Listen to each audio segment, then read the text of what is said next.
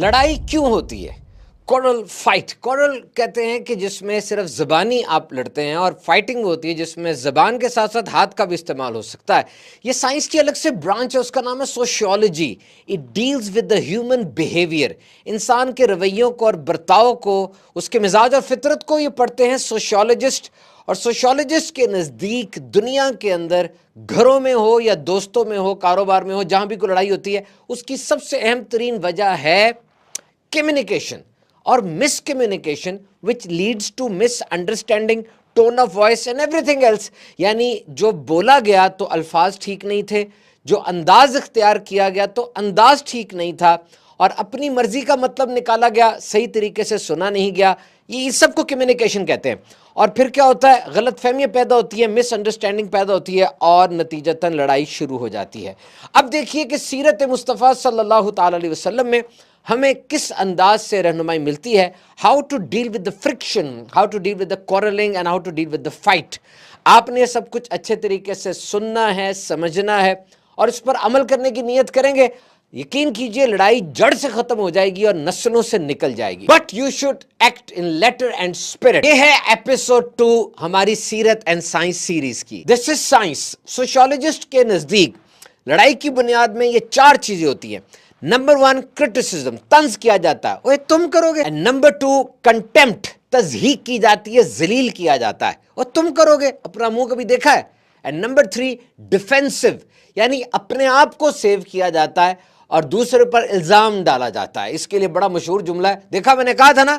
And number 4 stone walled, یعنی وہ بندہ بالکل جذبات سے عاری ہو جاتا ہے، بالکل روکھا سوکھا ڈل ہو جاتا ہے، اور یہ چیز رشتوں کا گلا گھونٹ دیتی ہے۔ اور اس چیز کو انالائز کریں، جسٹ سٹارٹ ود دس، کہ مسافر کے دوران نبی کریم صلی اللہ تعالی علیہ وسلم کبھی بھی اپنا ہاتھ نہ کھینچتے جب تک کہ سامنے والا ہاتھ نہ چھڑاتا، اور گفتگو میں کبھی بھی اپنا رخ انور، اپنا چہرہ نہ پھیرتے جب تک کہ سامنے والا اپنا چہرہ نہ پھیر لیتا۔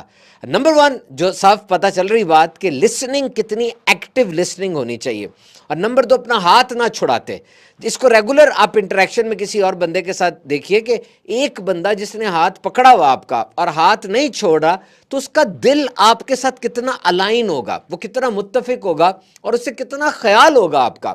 نبی کریم صلی اللہ علیہ وسلم نے فرمایا، تم میں سے کوئی مجھ تک صحابہ کے بارے میں کوئی ناگوار بات مجھ تک نہ پہنچائے، میں چاہتا ہوں کہ جب میں تمہارے پاس آؤں میرا دل صاف ہو اور سلیم۔ اور پھر ارشاد عالی شان ہے کہ تم میں سے بہترین انسان وہ ہے، بہترین، اور دن رات سکسیس کی ڈیفینیشنز کو سرچ آؤٹ کرنے والوں دیکھو کون میڈل دے رہا ہے، اور میڈل بھی گولڈ میڈل ہے۔ بہترین، تم میں سے بہترین وہ ہے جس کا سینہ صاف، یعنی بغض، کینہ، حسد نہ ہو، اور زبان سچی ہو۔ حضرت انس رضی اللہ تعالیٰ عنہ 10 سال حضور کی غلامی میں رہے، یعنی 10 ایئرز آپ پرسنل خادم تھے، اور آپ فرماتے کہ نبی کریم صلی اللہ علیہ وسلم نے اس ڈیکڈ میں، 10 سال میں کبھی اف تک نہیں کہا، اور کبھی یہ بھی نہیں کہا کہ یہ کام کیوں کیا یا یہ کام کیوں نہ کیا۔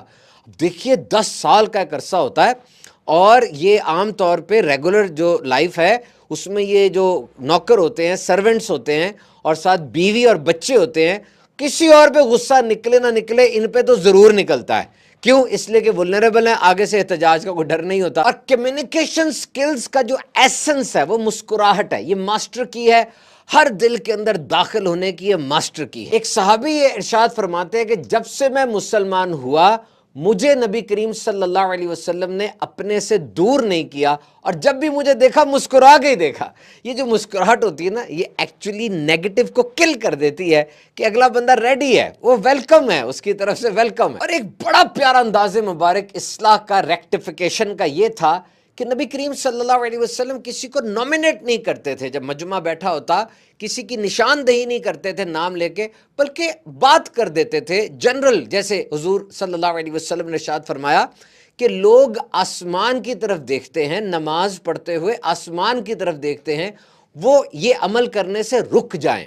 اب کسی ایک کو حضور سمجھانا چاہ رہے ہوں گے، لیکن جنرل بات فرما دی۔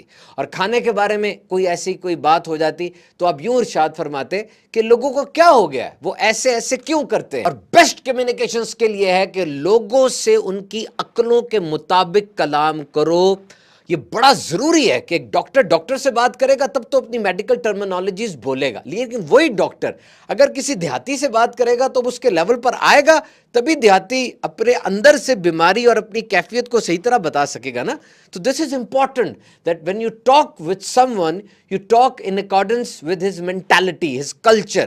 نبی کریم صلی اللہ علیہ وسلم کی یہ زبردست کوالٹی ہے کہ جب آپ بات فرماتے تو سامنے والے کی عقل کے مطابق آپ کا جواب ہوتا ہے. اس کا ایجوکیشن لیول کتنا ہے، اس کی آبادی کیا ہے، شہری ہے یا نیٹو ہے، ولیجر ہے.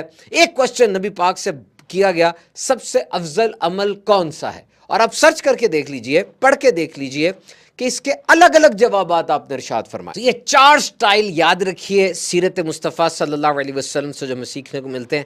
نمبر 1، نبی پاک کی گفتگو نرم اور محبت بھری ہوتی. نمبر 2، مختصر اور جامع کلام ہوتا، الیبوریٹ. نمبر 3، گفتگو ٹھہر ٹھہر کر فرماتے، انداز ایسا ہوتا کہ لوگ ایک ایک لفظ کو گن لیا کرتے. نمبر 4، آپ 3 مرتبہ بات کو دہراتے. اور ایک ڈاکو جو گھر کے امن کو برباد کر رہا ہے، رشتوں کے امن کو برباد کر رہا ہے، یہ ڈاکو اس کی نشاندہی نبی پاک نے فرما دی اور اس کا علاج بھی ارشاد فرمایا. الفاظ نہیں ہے، انداز نہیں ہے، کوئی سسرال یا کوئی بندہ نہیں ہے، بلکہ فرمایا beware of suspicion as suspicion is the worst of false talk. گمان، برے گمان سے بچو.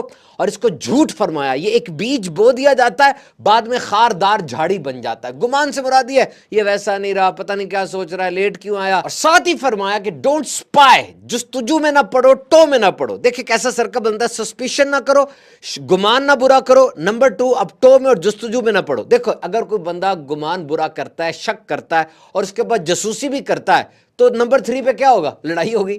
یعنی وہ بندہ صحیح بھی ہے سامنے والا، تب بھی اگر شک کر رہے ہیں، گمان برا کر رہے ہیں، جاسوسی کر رہے ہیں تو لڑائی ہوگی. تو نبی پاک نے فرما دیا کہ جستجو بھی نہیں کرنی، ٹو میں بھی نہیں پڑنا. اگر کوئی بات ہے ایسی ہو گئی اگر میں تو لڑائی ہو گئی ہے، کوئی ایسی بات ہوگی تو آپ بل بیٹھ کے اس کو سولو کر لیں. ایٹ دا اینڈ یاد رکھیے جب لوگ ساتھ رہ رہے ہوں، بہت عرصے سے ساتھ رہ رہے ہوں تو لڑائی ہو جاتی ہے، اختلاف ہو جاتا ہے. یہ کوئی بڑی بات نہیں ہے کہ جی لڑائی ہو گئی، یہ ہو جاتی ہے. بڑی بات یہ ہے کہ ریپیئر کتنی جلدی ہوئی، اس کو ٹھیک کرنے کی کوشش کیا دونوں کی طرف سے تھی. یہ دونوں کی طرف سے ہونا بڑا ضروری ہے. میں ایک جگہ پڑھ رہا تھا کسی ملک کے اندر جب فیملی میں کوئی جھگڑا ہوتا ہے تو جو لائر ہوتا ہے، جو وکیل ہوتا ہے، وہ جھگڑا سالو کرنے سے پہلے دونوں سے الگ الگ پوچھ لیتا ہے کہ کیا آپ کا رشتہ نبھانے کا ذہن ہے. اگر دونوں کا ذہن ہو تب وہ آگے پروسیڈ کرتا ہے. اگر ایک بندہ صاف کہہ دے جی میرا ذہن نہیں ہے تو یوں خالی ایک بندے کی کوشش سے پھر خاندان نہیں جڑا کرتے. دونوں کا اگر ذہن ہو کہ جی خاندان چلانا ہے، دونوں معافی مانگے اور یقین کریں لڑائی ہو، اس کے بعد پھر ریپیئر ہو، دونوں کی طرف سے صلح صفائی ہو تو ایک نئے انداز سے رشتہ شروع ہوتا ہے. یقین کیجئے بڑے بانڈ مضبوط بنتے ہیں. اور نبی پاک صلی اللہ علیہ وسلم ڈر خوف دور کرتے تھے، صرف اللہ کا خوف، اللہ کا ڈر دلاتے تھے اور لوگوں میں، قبیلوں میں سلو کروایا کرتے تھے. یہ آپ کا انداز خاص ہے. تو آپ سب سے گزارش ہے جناب، سیرت اور سائنس سیریز ہماری ڈیلی ہوگی یوٹیوب چینل پر، اس کو ضرور ملاحظہ